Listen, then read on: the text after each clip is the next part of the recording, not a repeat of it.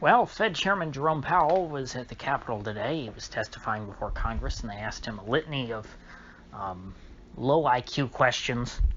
You know, everything from Elizabeth Warren asking Powell about, racial inequality and all this nonsense, and what the Fed can do to alleviate such things, and to make black people more equal, and all this stuff, and which is hilarious, considering the Fed doesn't alleviate inequality, they create inequality. I mean, that's the entire purpose of the Fed. I mean, that's just a fundamental aspect of the non-neutrality of money. And there was another dumb question about, what can the Fed do, to help people get affordable housing? Because, I guess the idea is that, well, if the Fed would just lower interest rates, then everybody could afford a house, right? That's the level of intelligence or lack thereof that you're dealing with when it comes to Congress trying to question anyone from the Fed, or anyone or anyone from the private sector even. I mean, it's just you don't have people who are very well informed about anything on these committees. But I have to give it to Zero Hedge. They had a decent quip about that today on Twitter. About that comment, saying, well, of course the Fed has nothing to do with affordable housing. They have everything to do with unaffordable housing, which, it's just a fact.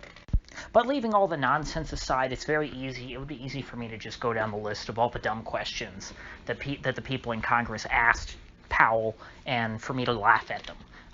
And so I'll just leave you with those two examples, because the important thing that came out of today was what the Fed, or what Powell essentially said the Fed's going to do about rates. And for some reason, there is some confusion on Wall Street. Or at least that's what the financial press would lead us to believe. The CNBCs of the World Bubble Vision seems to think that Wall Street is expecting Jerome Powell to hike rates because, I guess, growth in the economy is going to be so great. CNBC thinks that what the market is telling us by, bidding up bond yields, that, what they're saying is that, well, the economy in America is going to be so great, we're going to recover so quick that the Fed is going to be able to start hiking rates again, just like they did 2 years ago. And this is utter nonsense, because for the last 2 years, over 2 years, Powell has made it abundantly clear that rates are going to zero, they're going to stay at zero, and they're going to come up approximately never. Powell has made it, as clear as he possibly can that the Fed is never going to tighten, that rates are never going to go up. There's no way that Powell could be more dovish at this point. And I think the big players in the bond market know that as well as anybody. I wonder where Jeff Gundlach's been the last few weeks. It would have been interesting to hear him talking about this recent rise in rates, because I think that he would probably have a very similar opinion to mine. And that, of course, is that yields are not rising because the bond market is expecting high growth, leading to the Fed hiking rates. Obviously, what's going on here, if you're not watching CNBC, is that the Fed is being so dovish. They're so committed to never raising rates under almost any circumstance that the market is starting to price in the possibility of some increase in inflation at some point in the future. It's that simple. And I don't know why it's so hard for people to grasp that. Why do they have to spin this I guess this Rube Goldberg level of conspiracy theory, saying that, well, if only, if all of a sudden the economy does better than we're expecting right now, and then if the economy is doing better than expected, the Fed's going to hike rates because, the Fed is going to want to quash economic growth for some reason, and then that will lead to rising bond yields because things are going so well in this country, even though this is a country where we only, grow when interest rates are declining. Now, of course, if you have declining interest rates, you also are going to have declining economic growth, but that's your choice. You either have decelerating economic growth or you have economic contraction. Those are your two choices if you're the United States. And the Fed has made it clear that their choice is for decelerating growth. It's for Japanification. It's for stagnation. Yet yields are rising anyway.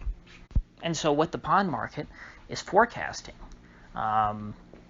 based on these numbers, it would appear is stagflation. Because, Powell has come out repeatedly, even in recent weeks, and made it clear that he's not hiking rates. And that has not that has not calmed down the bond market. I don't know how much longer people are going to be able to pretend that the bond market just doesn't believe Jerome Powell. And you know what? I guess I should directly quote Powell, just so that people know that I'm not making, I'm not just trying to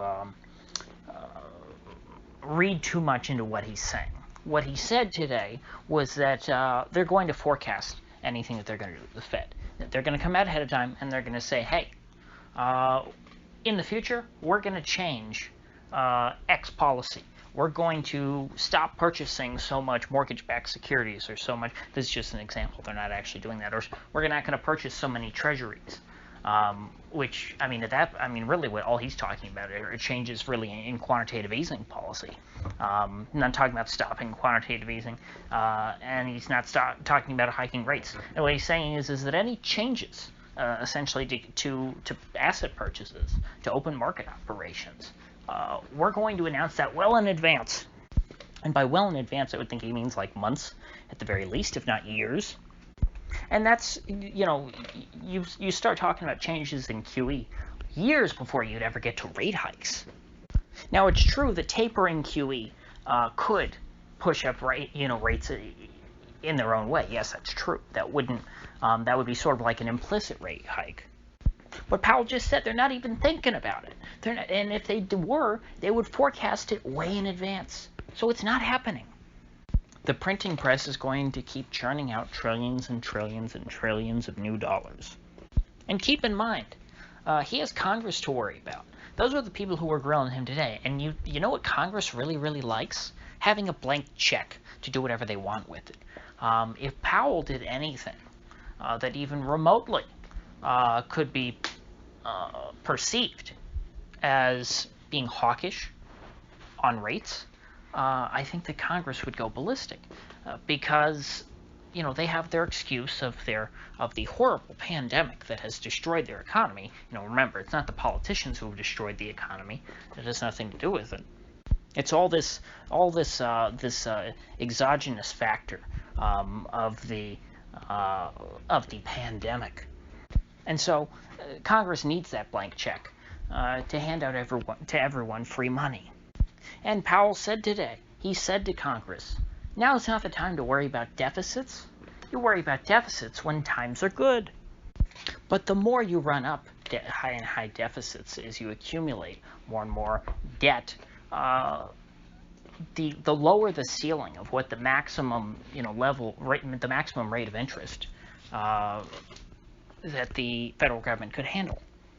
Because yes, even though they are servicing a massive amount of debt, if they're doing it at a very low rate, they can get by with that.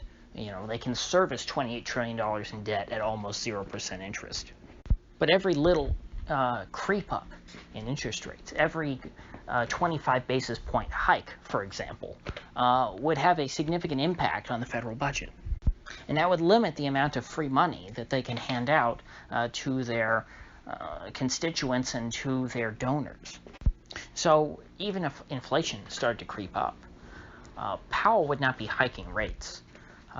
He would have no choice but to continue to keep rates low because he knows if he hikes rates, he's going to bankrupt the federal government and most of Wall Street, and he would he would be blamed for destroying our economy. So it's in Powell's best interest to let inflation run hot, let inflation push up interest rates, and then, he can say, hey, I did everything I could, but, if I just decided to fight inflation Paul Volcker style and raised interest rates to 20%, I would have destroyed everything anyway. So I did my best. That's what Powell's going to say, because Powell doesn't want to get blamed for the financial apocalypse. And to be fair, it's mostly not his fault anyway, since all of this damage, or most of this damage, was done before he came along.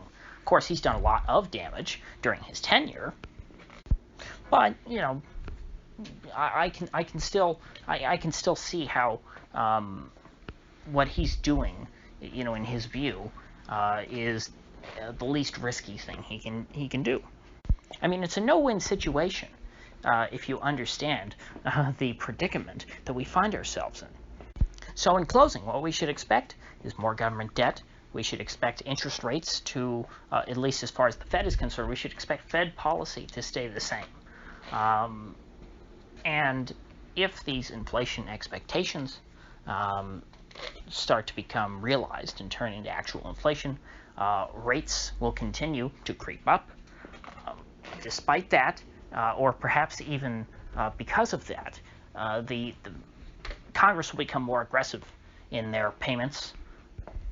I think that the chorus begging for free money from Congress as really restitution for this terrible lockdown regime that's been imposed on much of America is going to become too strong for even Congress to resist.